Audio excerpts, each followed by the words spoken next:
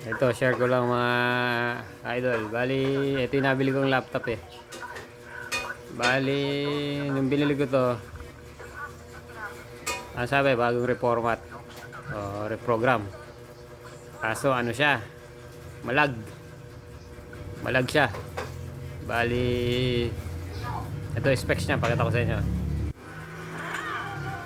Intel Core i5 siya na 5th gen. 2.2 GHz.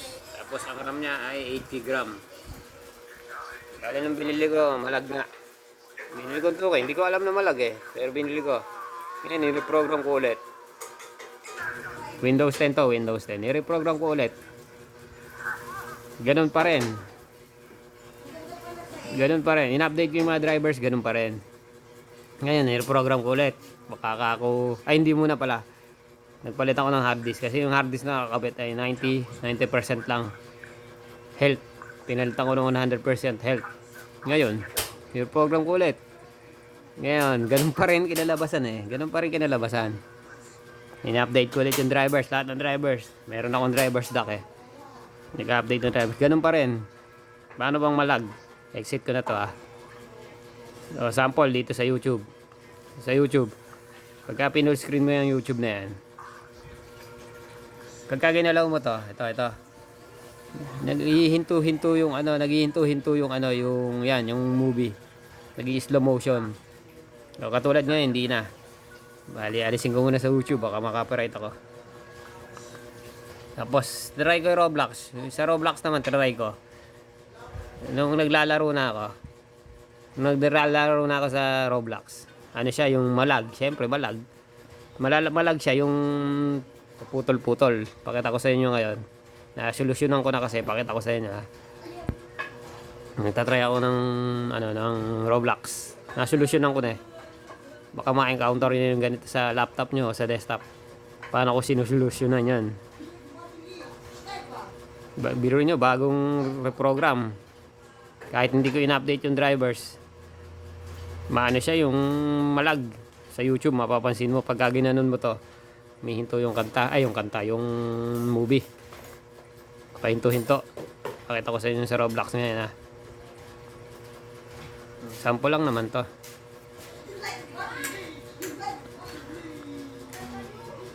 Kapakita ko nga so paano ko sinulusyonan, kung paano kong na-discover na yun lang pala.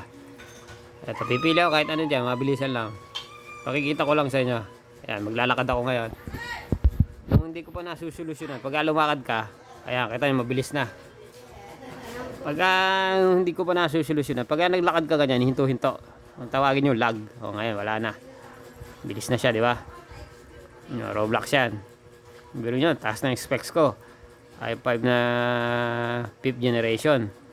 Tapos ang video card nito ay ano eh. Type ko nga, DXDiag. Ang video card nito ay Intel HD 5500.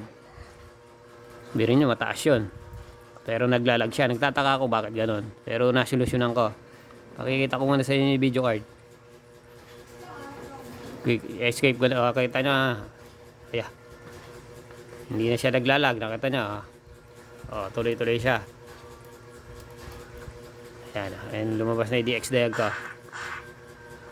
Display adapter. Nakita ko sa inyo. Ayan. Intel HD Graphics 5500 Intel Corporation. Ang pinaka memory niya ay 128 MB. Pero pwede na 128 MB para sa laptop, pwede na. Ayan, wag na sa Roblox ngayon. Paano ko silulusyonan? Dito na tayo sa solusyon. Okay, guess ko nga muna to. Close Roblox. Bali, paano ko silulusyonan yan? Para sa akin lang to ha, na-encounter ko ha. Ganito ginawa ko. Right click ko yung start na yan. Right click. Punta ka sa device manager. Device manager. And device manager. Tapos hanapin mo yung display adapter. Pindutin mo yan, ay parang ano na yan. Tapos right click mo yung Intel HD Graphics. Yan. Uninstall mo siya. Uninstall device. delete. Delete the driver software. Delete. Tapos, uninstall. Install na. Tapos may sasabihin niya, restart. Subukan may restart. Automatic na babalik yung Intel HD graphics na yan. Babalik yan automatic. Experience ko lang to sa laptop na to. Hintayin niya mag-uninstall. Tataka ako biruin niya bagong reprogram Bagong reprogram. Tapos, in-update ko yung drivers. Kahit nga hindi ko pa ina-update, ganun malag na napansin ko mabagal siya mag-open sa ganyan, mabagal. Kaya may hinihingi restart, di ba? Sinasabi, do you want to restart your computer? Yes po, syempre. Ayan, restart natin.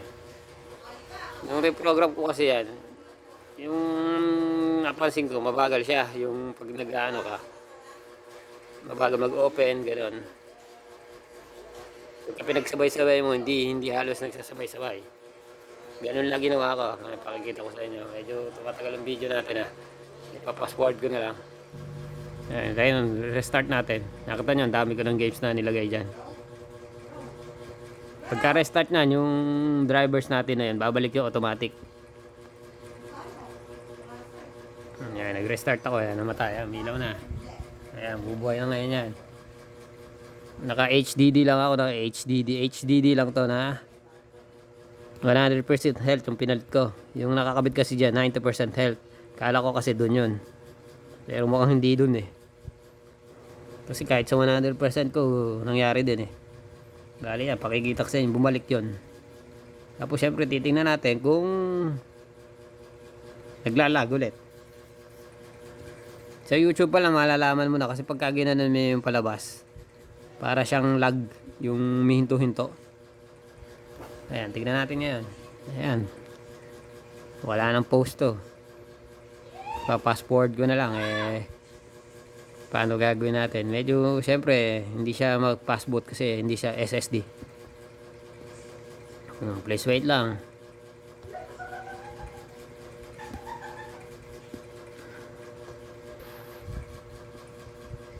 Ayan, i5 yan, 5th gen. Ayan ang nilagay ko. Ayan ang specification niya i5 5th generation. Na ano to? Dynabook satellite. Ano to? Kalimutan ko na. 7 minutes sinabot. Medyo matagal. Siyempre, HDD lang. Mahal kasi ng SSD. Ako lang na magagamit. Pwede na to. Ayan, nakita nyo. Kailangan nga pala naka-wifi kayo para automatic bumalik yung yung drivers nya. Nakita nyo, luminaw yung screen. Hintayin nyo, maya didilim yan. Kumbaga sa nag-i-install po siya ulit didilim yan. Babalik yung hard disk na yun ay yung program ng laptop. Medyo babagal talaga kasi HDD lang to.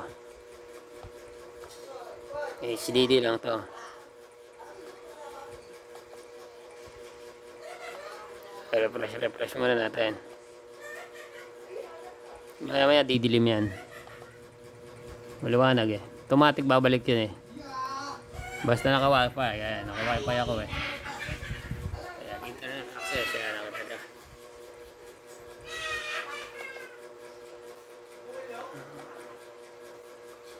Pakita ko sa inyo, wala na akong video card dito. Sabi natin DXDIAG.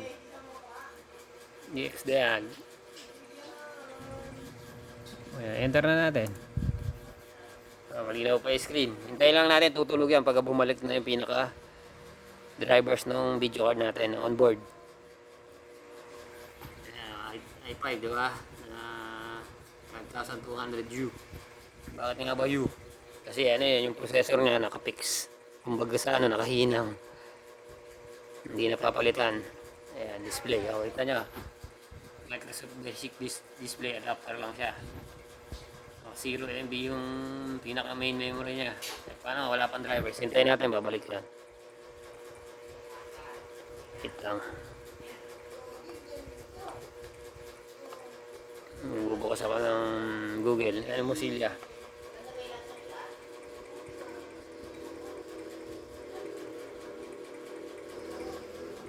10 minutes na.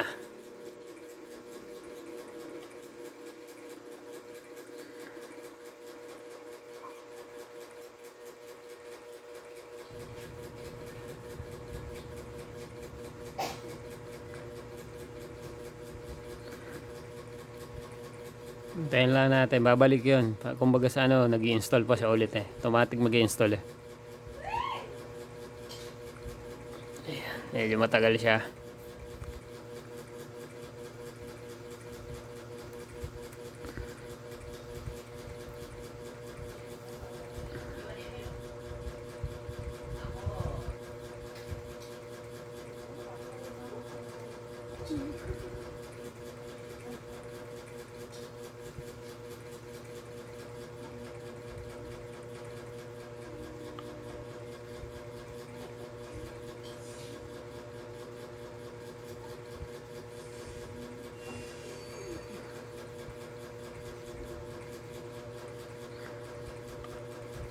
Pwede rin naman kung gusto niyo i-update, ganito gawin nyo. Right click nyo ulit to, yung start. Right click nyo, start. Tapos device manager ulit. Tagal eh. Ayan. Hintayin natin. Balik tayo sa display adapter. Update natin siya. Wait lang, matagal eh.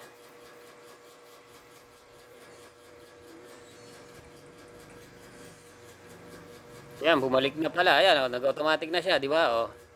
Hintayin nyo lang pala, ayan, nag-automatic na siya. Balik tayo sa display adapter. Ayan, oh, bumalik na. Intel HDR Graphics 550. Balik tayo sa DXDiag ulit. Automatic siyang babalik.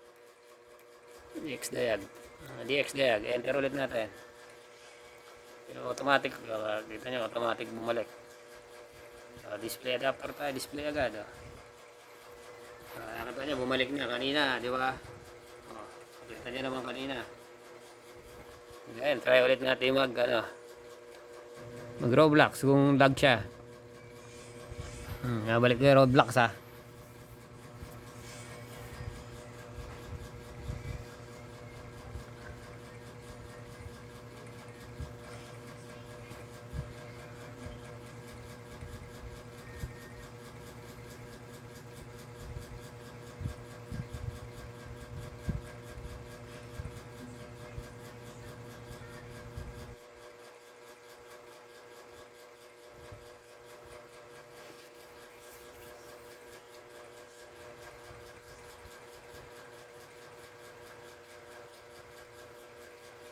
Yan. Siyempre, hanapin natin yung itong black fruits. Try natin. Play.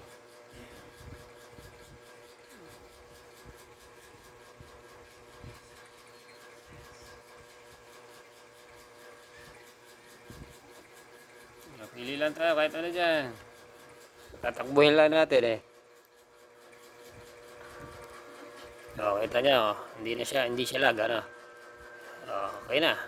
Baka ito lang problem yung ano nyo. Oh, hindi lag. Nung una kasi lag to. Nasolusyonan na, oh.